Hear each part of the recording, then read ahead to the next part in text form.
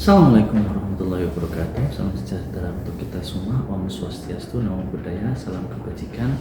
Perkenalkan, nama saya Irfanul Hakim, SKM PhD SC, dosen tata program studi kesehatan masyarakat, Fakultas Kesehatan Masyarakat, Universitas Muhammadiyah Semarang. Saat ini saya sedang mengikuti sertifikasi dosen tahun 2026 yang diselenggarakan oleh Kementerian Pendidikan Tinggi, Sains dan Teknologi Republik Indonesia. Video ini merupakan bagian dari pernyataan diri dosen dalam unjuk kerja Tridharma Perguruan Tinggi, khususnya pada aspek pelaksanaan pembelajaran.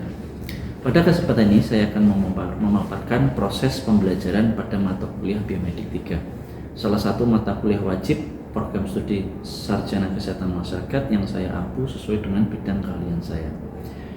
Mata kuliah Biomedik 3 ini memiliki bobot 2 SKS yang diselenggarakan pada semester 2 dan melalui 16 kali tatap muka atau pertemuan yang terdiri dari 14 kali kegiatan pembelajaran, 1 kali ujian tengah semester dan 1 kali ujian akhir semester.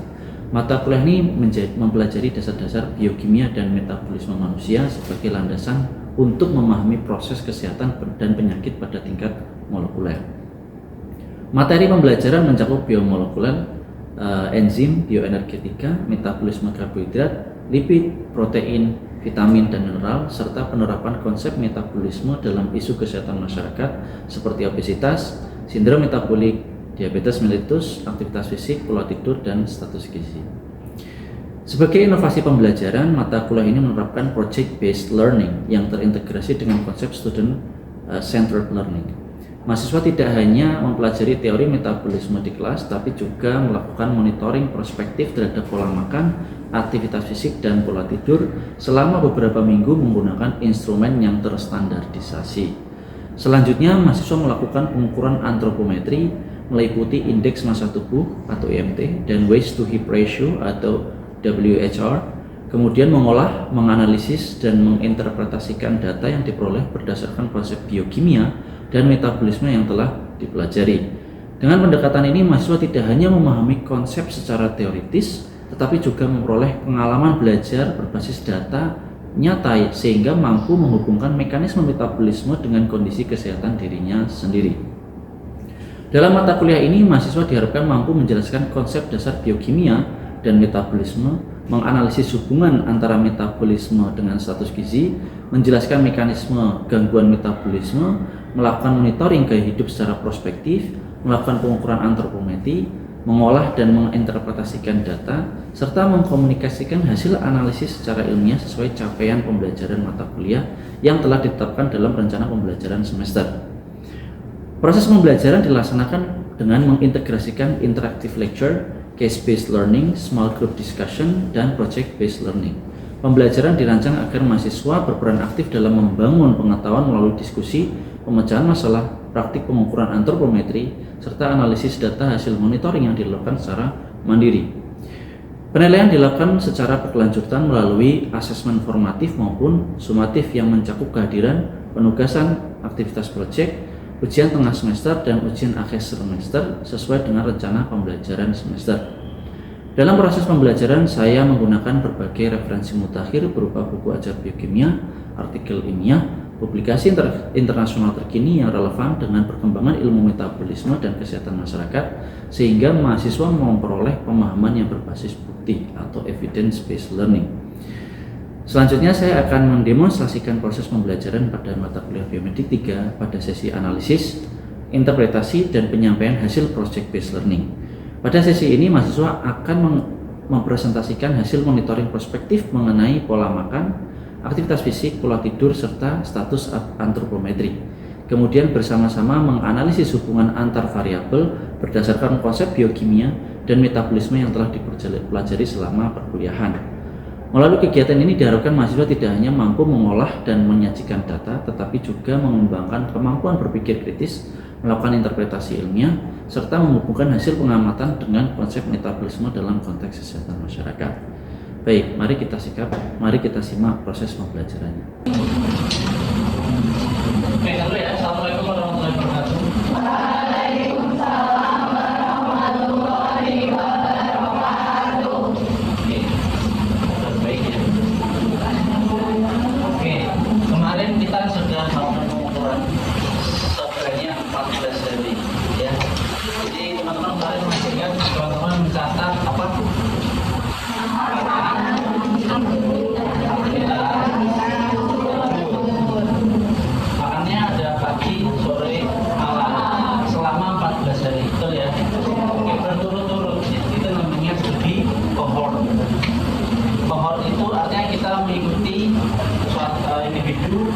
dari waktu ke waktu. Oke ya, jadi tidak ada apa untungnya dari studi kohort. Studi kohort itu mengeliminasi bias recall atau ingatan.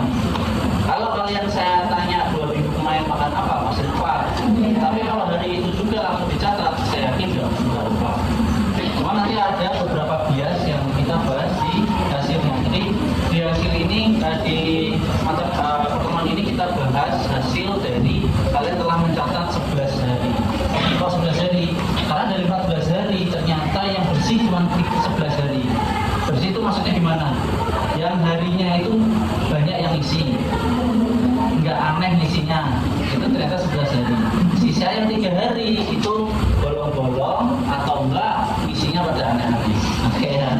Aneh itu maksudnya tidak sesuai ya. Tapi teman-teman dalam setiap hari yang mencatat juga ada tidak sesuai yang kita bahas. Jadi kita akan bahas hasilnya. Di hasil ini ternyata dari yang kita riset ya dari mata kuliah ini ada 3 paradok, ada 3 hal utama yaitu sleep, diet, dan aktivitas. Tapi yang nanti di dalamnya ada paradoks. Paradoks ya. Paradoks itu sesuatu yang berbeda dengan seharusnya. Oke, kita bahas satu-satu. Yang pertama, demografik. Dari sekian banyak ternyata yang bersih 215. 215 mahasiswa dari kelas A, B, dan C. 81,2% adalah wanita, sisanya adalah laki-laki. Jadi laki-laki sekitar 18,8%. Kemudian rata-rata umurnya adalah 18,88 tahun, sekitar 18 sampai 19 tahun ya. Kemudian, nah baseline-nya BMI rata-rata adalah 22,57.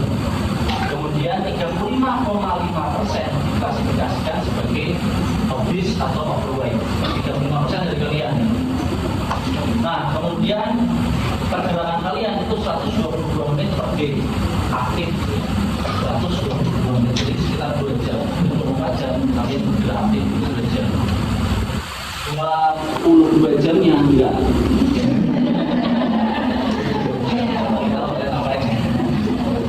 Oke, kemudian anomalinya kalau BMI tadi 35%, 28,7% berarti central obesity berkaitan dengan BMI. More than a quarter of these autistic teenagers are diagnosed central obesity. Has pinggul pinggang, rasio pinggul pinggang, nah itu tinggi 28,7%. Oke. Jadi 35% BMI, obesity, dan 28,7% ya obesitas berdasarkan dengan pinggul. Nah ini yang perlu teman-teman pahami. Ini dari hasil umumnya setelah dianalisa itu ternyata lifestyle kalian itu bukan satu-satu, tapi combo package. Tahu combo package ya? Combo tahu ya? Kalau kalian beli McD atau KFC kan ada paket combo. Nah sama, lifestyle kalian itu adalah paket combo, bukan berdiri sendiri-sendiri ya. Enggak, kalau kalian beli paket combo kan nggak bisa satu ya. Pasti saya pakai combo burger, iced tea sama kentang goreng ya kan nggak bisa beli satu-satu karena pakai combo. Paham ya? Jadi lifestyle kalian itu udah pakai combo, bukan berdiri sendiri-sendiri. Jadi diet, sleep, aktivitas itu combo. Nah, kemudian sini dasar utamanya. Dari setelah semua dianalisis ini dasar utama teori yang dipakai adalah ini. Ketika teman-teman ada mengalami stres, ya saya nggak tahu stres dari akademik atau yang lain nanti bisa jadi ya, bisa jadi stres atau bisa jadi stres, maksudnya bisa jadi akademik stres atau stres karena banyak tugas, atau kalian stres karena putus cinta, saya nggak tahu. Yang jelas karena stres, kemudian juga ada screen time, ya, right? Nah itu kemudian kalian cenderung untuk durasi tidurnya lebih malam, ya, iya. Nah, tahu nggak? Ketika itu terjadi, maka akan ada aktivasi aksis HPA, ya, ini hormonal, perubahan hormon. Saya sudah sampaikan di beberapa tatap muka sebelumnya. Perubahan hormon itu kemudian ada memicu kortisol, ya, dan nanti endingnya di sini. Hormon leptin yang memberikan efek kenyang itu turun, dan kemudian hormon grelin yang kemudian memberikan efek lapar itu naik. Jadi ketika kalian tidurnya terlambat terus, maka di saat itu kalian sering lama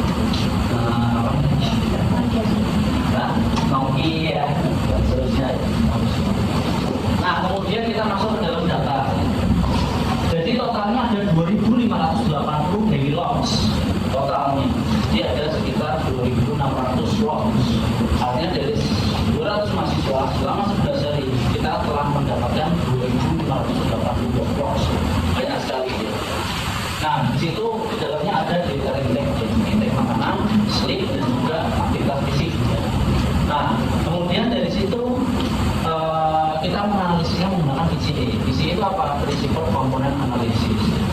Nah, maksudnya apa PCA? Bagaimana dia menganalisis?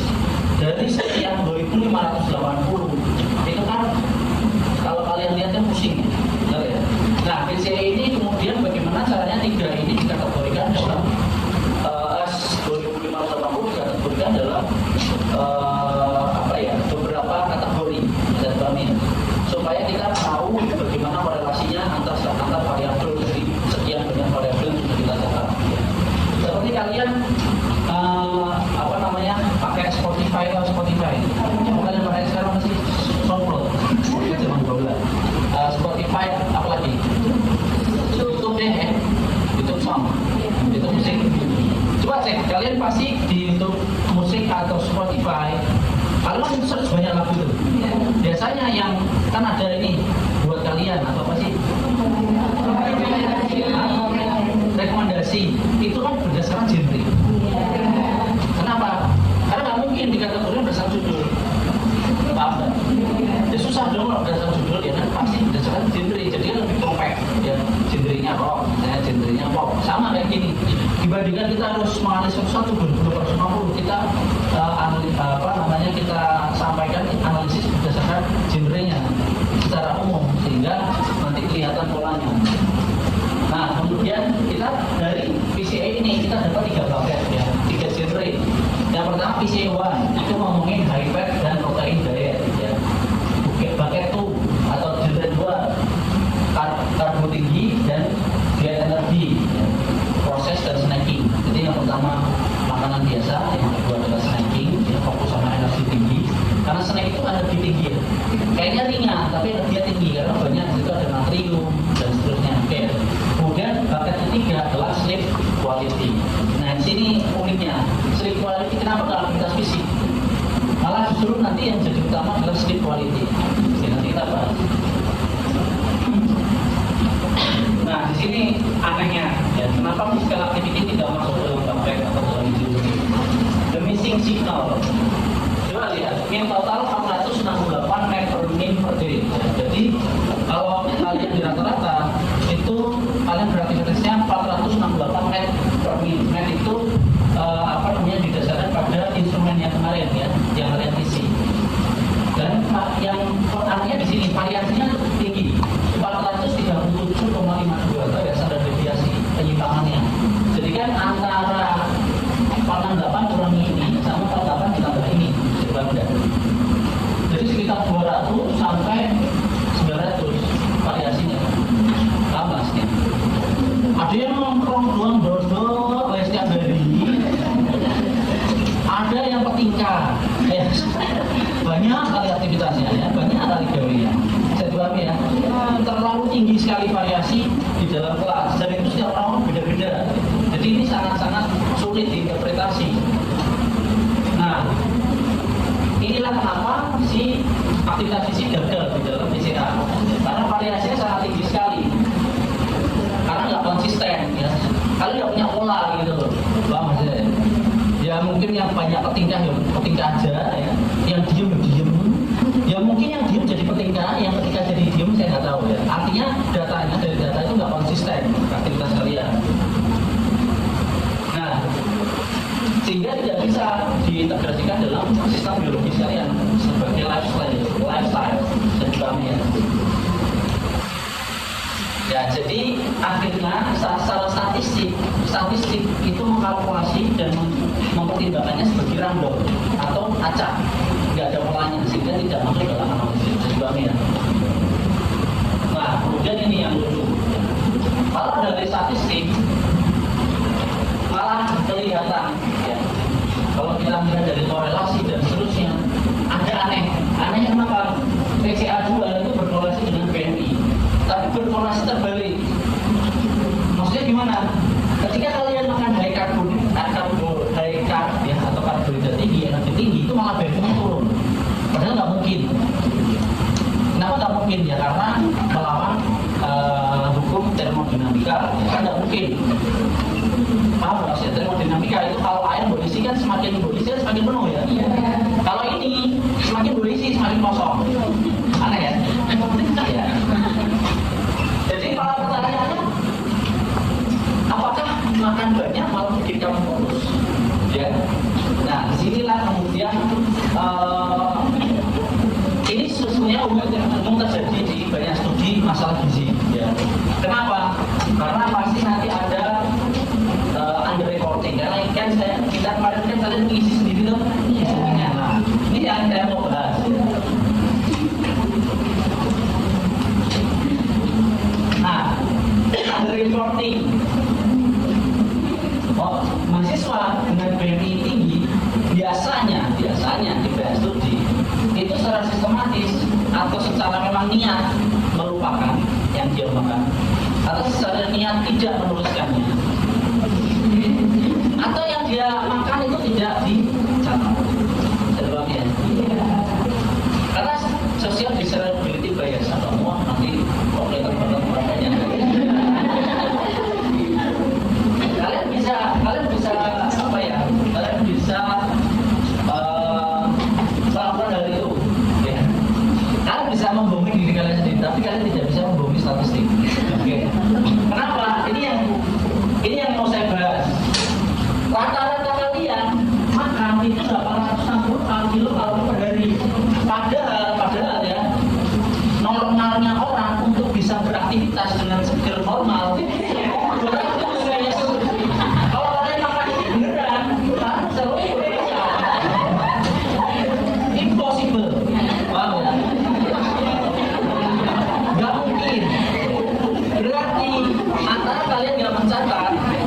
Atau nggak mencatat, paham ya? Karena minimal banget. Kenapa minimal? Karena kalian butuh untuk jalan, butuh untuk macam-macam itu 1.200 minimal. Kalau segini yang bisa pingsan, asli.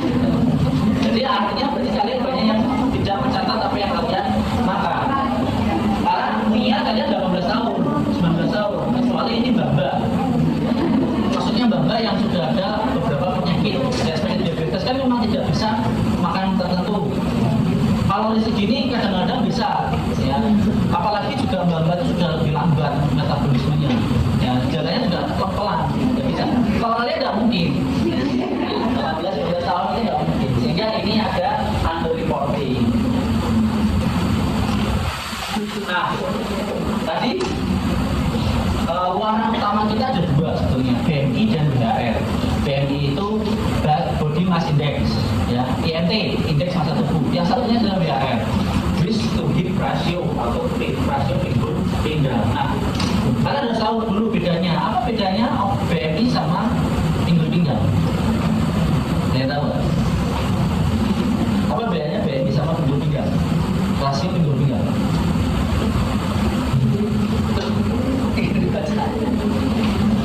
BMI apa? Coba bayangin koper ya. Koper. Dua koper ini punya berat yang sama-sama 30 kilo. Kalau BMI itu nggak peduli beratnya dari mana, isinya apa, pokoknya 30 kilo aja ditimbang, udah selesai ya. Karena kan berat semua tubuh ya, mulai dari otot apapun itu 30 kilo. Nah, satunya lagi waist to hip ratio, dia mau tahu isinya tuh kebanyakan atau enggak gitu di satu sisi, bisa dipahami ya. Makanya dilihat tingkat pinggul pinggang, maksudnya perut sama pinggang. Pinggul perut. Pinggang itu kan sebenarnya perut ya.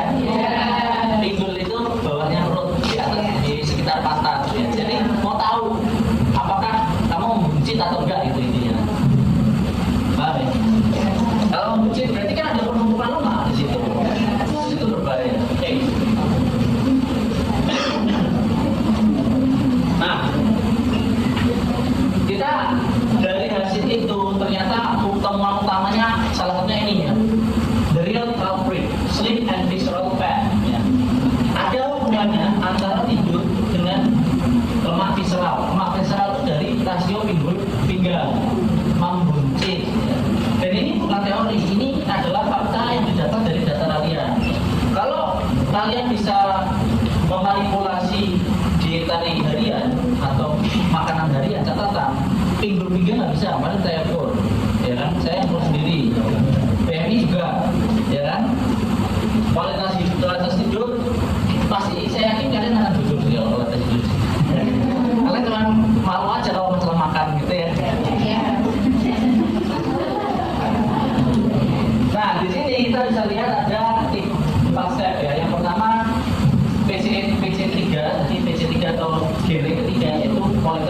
tidur.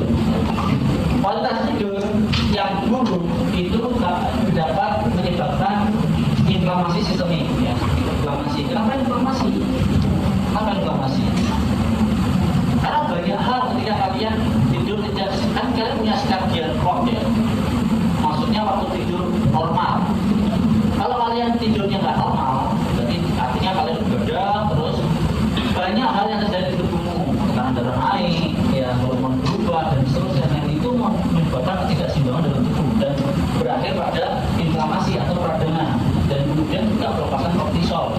Dan di situ nanti akan memunculkan reseptor aktif bernama glucocorticoid, ya, di mana reseptor tersebut itu memang aktif di dalam belly. Belly itu apa nih? Belly, perut. Belly itu ya, perut, ya. Selain apa perut, apa bahasa lain? Jadi perut, ya. Oke, bukan di lengan, bukan di kaki dan sebagainya, perut. Praktis mereka sendiri itu tidak abdomen. Maka dari itu kemudian lemak itu difokuskan di abdomen tersebut, sehingga memunculkan adanya tumpukan lemak di dalam perut. Dan itu sesuai dengan hasil yang sleep quality significantly predict central obesity. Dari statistik itu secara signifikan menunjukkan bahwa kualitas tidur secara signifikan memprediksi central obesitas atau pembujutan perut tadi, ya. 0,174 ya betanya, dan BMI 0,0. Dan semuanya tidak independen dari BMI.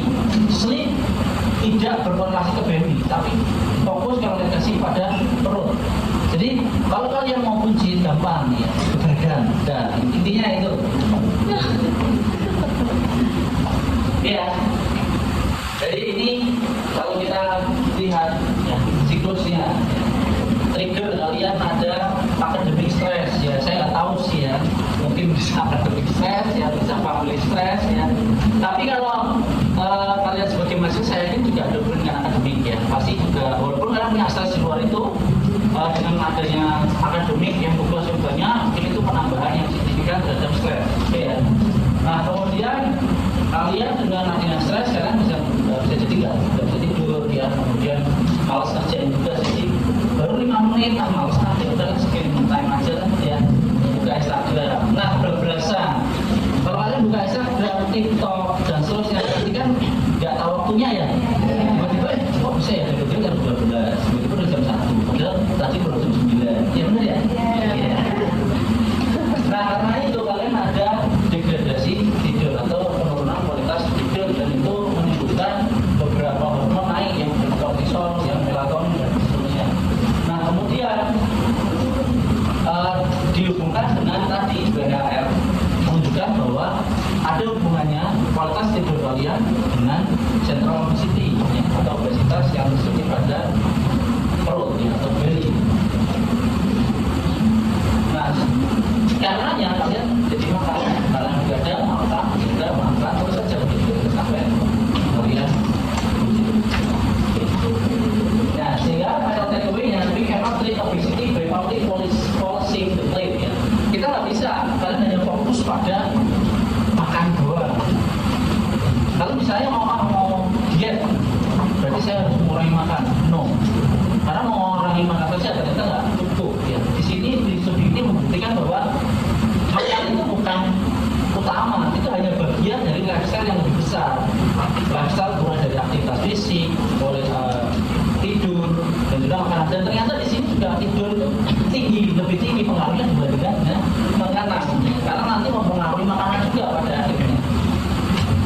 Lifestyle is deeply connected to our endorphin network. To fix the waistline, we must fix the sleep. Okay, next. Saya akan memperlihatkan video. We tend to treat our health like a daily checklist. We try to take off 8 hours of sleep, eat a plate of vegetables, and spend an hour at the gym as if they are completely separate chores.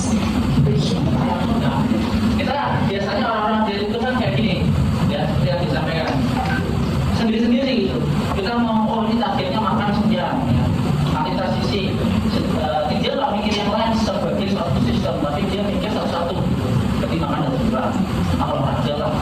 Tapi dia nggak pikir bahwa itu sebuah sistem. Padahal Energy is an interconnected system, and if one gear fails, the entire machine runs. karena ketika anggap aja lifestyle itu seperti mesinnya, ada satu aja yang salah, dia akan gearnya pecah. Kalau gearnya pecah, mesinnya nggak jalan. Ya. Jadi kalian mau gimana pun, mau punya keinginan diet tinggi, aktivitas olahraga, makan, tapi ada satu aja, misalnya sleep quality jelek, sama aja, itu memecah semuanya pada akhirnya. Kenapa? Kamu jadi begadang, nggak mungkin kamu begadang tanpa ada efek lain, entah dari makanan, dari penumbuhan otak, gitu. Halt. A recent university study Nah tried ini National University Study itu tadi kita ya, punya kita sendiri. 215 students to see exactly how these habits interact in the real world. Researchers carefully monitored their daily sleep quality, dietary intake, and physical activity over several days. Nah, itu ya tadi kualitas tidur kalian hampir kita pakai durasinya 7,34. Jadi rata-rata dari kalian itu 7 jam tidur dari yang 7,3. Ya 7,5 jam lah. Ya saya kira sudah lumayan. Jamnya aja, karena nanti ada skornya dan kualitasnya. Ya. Nah, itu kan nanti pasti ada pertanyaan kalau kalian bangun enak apa enggak, tidurnya gimana, kan ada. Nah itu kita buat skor supaya apa? Nggak cuma durasinya doang, yang durasi banyak kali tapi kalian nggak enak pagi harinya. Ya. Karena di dalam tidur itu juga ada namanya deep sleep. Deep sleep itu ketika kalian bisa tidur, ya, kemudian tanpa ada gangguan dan kalian bermimpi. Biasanya mimpi itu, apalagi mimpi yang kalian bisa ingat di pagi hari, biasanya itu hasil dari deep sleep. Tapi pernah nggak kalian tiba-tiba bangun tanpa mimpi? Sering. Jadi kalian melewati deep sleep. Satu. Terus pernah nggak kalian di catatan juga kalian sering kok bangun-bangun rasanya gak enak, jadi kalian melewati deep sleep. Dan ada banyak sekali faktor ketika kalian melewati deep sleep, termasuk stres, termasuk hal-hal sebelum tidur dan seterusnya. Tapi kita nggak bahas itu di sini. Kita hanya mencatat hasil tidurnya. Terus dietary intake ini yang tadi yang kalian ngadu itu ya. Nah, 860 kilokalori per hari, padahal itu kalian tidak cukup pasti ya, untuk harian. Sama aktivitas aktivasi. This is a scatter plot mapping the results of that study, and it reveals a massive paradox. Look at the axes. As the students run Nah, masih paradoks ya. caloric intake goes up on the x-axis, their body mass index actually goes down on the y-axis. The trend line drop. Nah, ini hasil kita sendiri tuh ya. Dia ngomongnya dari kita sendiri. Coba cek. Ini energi intake, ini BMI. Masa semakin tinggi yang kamu makan, BMI-nya semakin turun kan begitu. Jadi semakin artinya tadi pertanyaannya adalah kalau kamu makan banyak nanti otak kurus. Exactly where you would expect it to rise. On paper, this data suggests that eating more calories directly causes weight loss. That completely defies the basic laws of thermodynamics. But physics hasn't suddenly changed. Nah, jadi hasil ini sebenarnya kalau kita ambil mentah-mentah itu kan apa ya, membatalkan hukum fisika dalam termodinamika. Semakin kamu tambah sesuatu semakin banyak, tapi ini semakin kamu tambah sesuatu semakin kosong, ya, semakin berkurang. Tapi sebetulnya fisiknya nggak berubah. Nggak berubah adalah yang tidak berubah juga adalah perilaku kalian. Manusia adalah mencatat. Instead, this paradox exposes a major flaw in how human beings observe and report their own daily habits. This chart compares students' daily food logs against human biological activities. They report eating only 860 calories a day, but a young woman's basal metabolic rate, the energy just to breathe, Biological minimum, artinya minimnya kalian bisa tahan dalam satu hari itu tanpa lemes, tanpa pingsan, dengan aktivitas yang normal itu harus 1.200 kilokalori. Tapi yang kalian lakukan hanya 860 kalori. 100 calories. A young active adult cannot survive on 860 calories a day without fainting. It is biologically impossible to sustain that lifestyle. The researchers gave a role of underreporting bias, whether out of embarrassment or sheer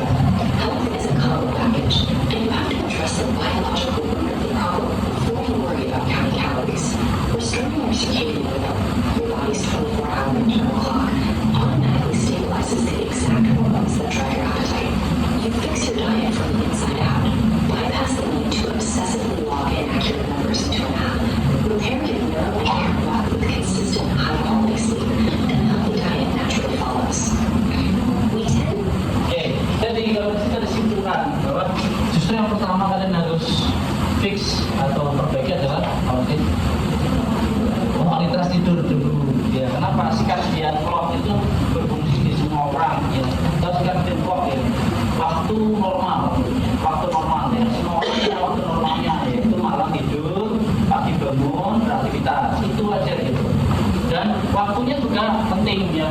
Jam 9, jam 10 kalian sudah harus lie down sebetulnya, harus beristirahat, tidur, ya, tiduran ya, atau tidur malam.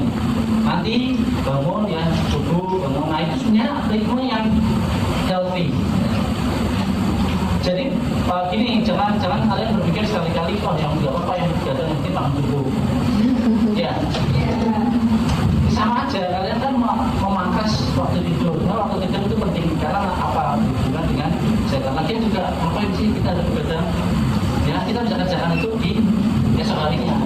Mau scroll katanya, scroll dari sore, ya, dari siang pagi juga bisa ya.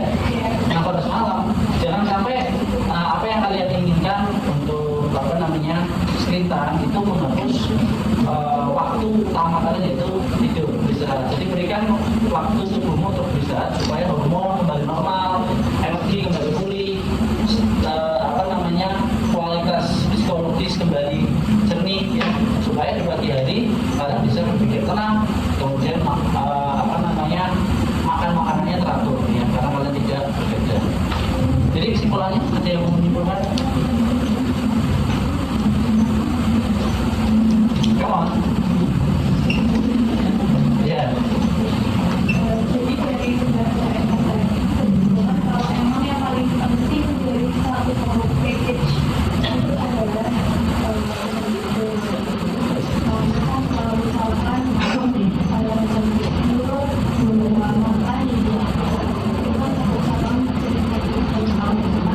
salah satunya itu juga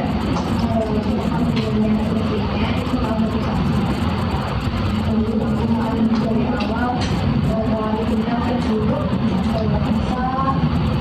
bisa mengganggu waktu kan waktu itu kan nanti kan akan ada perbedaan sama dengan sesudah kemudian kalau misalnya waktu kerja malah memainkan hubungan yang tidak awalnya itu bisa jadi salah satu faktor yang mempengaruhi kalau mana kita berbeda itu jadi sering makan itu dan ada kehidupan ini.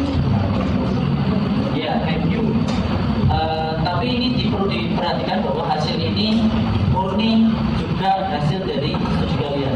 Yang kita juga bisa generalisir ya, karena dengan sampel yang memadai 215 mahasiswa itu juga kita bisa menggeneralisir, artinya bukan hanya mahasiswa di sini, kan mungkin mahasiswa di Amerika itu kita bisa aplikasikan dengan hal yang sama, dengan konsep yang sama, yaitu physical sleep quality itu adalah basis yang kemudian dihubungkan dengan TCA 2 dan 3 tadi, yaitu energy intake sama ya tradisional intake ya, kalian makan biasa sama snacking ya. Walaupun artinya gini ya teman-teman, walaupun kalian tidak mencatat secara betul diet kalian atau pola kalian, tapi secara statistik tidak bisa berbohong ya, kita sudah membuktikan bahwa apa-apa saja yang punya pengaruh, apa saja yang punya hubungan antar variabel masing-masing ya, sehingga teman-teman bisa menggunakan ini nantinya sebagai salah satu studi yang kalian bangun sendiri,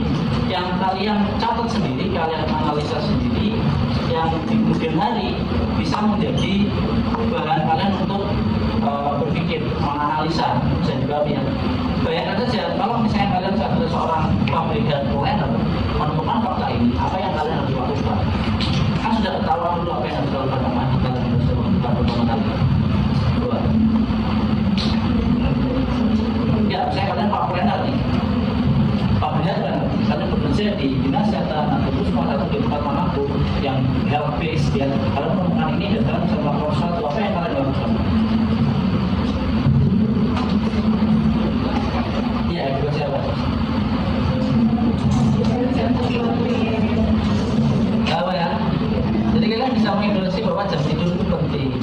Walaupun sebelumnya bisa kalian awali dengan pengukuran diri. Ya, kalian bisa berikan edukasi yang pertama, yaitu bagaimana kita harus mengatur pola tidur, khususnya pada mahasiswa. Sebenarnya nggak ada mahasiswa ya, di banyak pekerja itu juga banyak yang kualitas tidurnya berantakan. Manusia pada zaman sekarang pada waktunya berantakan. Oke, itu ya mata pada hari ini ya. Saya pikir cukup. Kita ketemu lagi minggu depan.